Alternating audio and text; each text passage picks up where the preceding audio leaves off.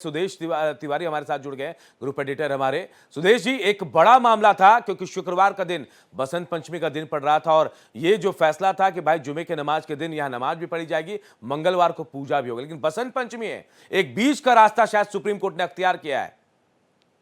देखिए अनूप, मैं आपको बताना चाहूंगा कि सबसे प्रमुख बात है, मैं लगभग 2003, 2006, 2013, 2018 और अब 2026 ऐसा अवसर प्रशासन के लिए, प्रदेश सरकार के लिए और आर्कोलॉजिकल ऑफ सर्वे जो एएसआई है, जी, पुरातत्व विभाग, उनके लिए एक बहुत बड़ी चुनौती बन जाता है। क्योंकि जिस दिन शुक्रवार और जिस दिन बसंत पंचमी और जिस दिन मंगलवार, उस दिन अगर कोई मुस्लिम त्योहार, तो ये बहुत बड़ी चुनौती होती है। मैंने 2006 का जब कवर हम करने पहुंचे थे, लगभग 1.5 से 2 लाख वहां पर लोग सरस्वती जी की पूजा करने पहुंचे थे और लगभग यही स्थिति, चूंकि आर्कोलॉजिकल ऑफ सर्वे की तरफ से जो आदेश दिया गया है कि जब ऐसी स्थिति होगी तो पूजा भी होगी और नमाज भी होगी, ये अपने आप में बड़ी चुनौती रहती है।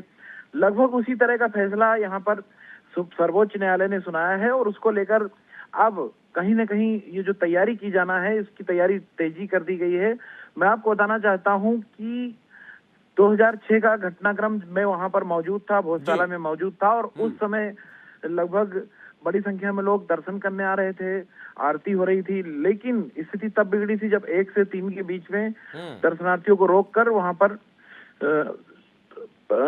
नमाज के लिए बोला गया था। सन 2006 में, उसके बाद 2013 में भी लगभग इसी तरह की स्थिति बनी थी, लेकिन 18 में जो प्रयोग किया गया था सफल रहा था, उसमें किसी तरह की स्थिति खराब नहीं हुई थी। अभी एक बार फिर से हिंदू संगठन के लोगों ने सीधे तौर पर कहा कि वो आरती करेंगे, बाग देवी की आरती करेंगे, वहां पूजा करेंगे। और सर्वोच्च न्यायालय की तरफ से जो आया है, उसके बाद से तो ये तय हो गया है कि दोनों चीज होंगी और दोनों हमेशा ही होती। इसमें सियासत भी तेज हो चुकी है। दिग्विजय सिंह जो मध्य प्रदेश के पूर्व मुख्यमंत्री हैं, कांग्रेस नेता हैं, उन्होंने सोशल मीडिया प्लेटफॉर्म पर लिखा है कि बिल्कुल न्यायपूर्ण बात हुई है और हम ऐसा ही चाहते हैं और ऐसा ही होता रहा है।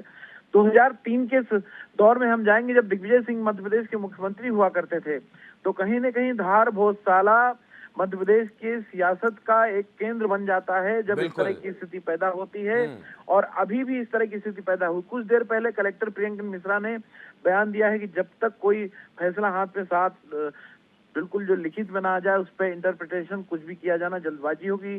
भारत एक्सप्रेस लोगों से शांति की अपील करता है, लेकिन आने वाले समय में जो स्थितियां रहती हैं, प्रशासन और पुलिस, उनके लिए बहुत बड़ी चुनौती रहती है। बिल्कुल, बहुत बड़ी चुनौती होगी क्योंकि सुरक्षा व्यवस्था भी चाक चौबंद रखनी होगी। शुक्रवार है, क्योंकि मैं खुद धार में था जब एएसआई ने वहां पर छानबीन शुरू की थी, उस दौरान भी लोग कहां से निकलकर सामने आ रहे थे पता नहीं चल पा रहा था। लेकिन बहुत बहुत शुक्रिया आपका इस तमाम जानकारी के लिए सुदेश जी।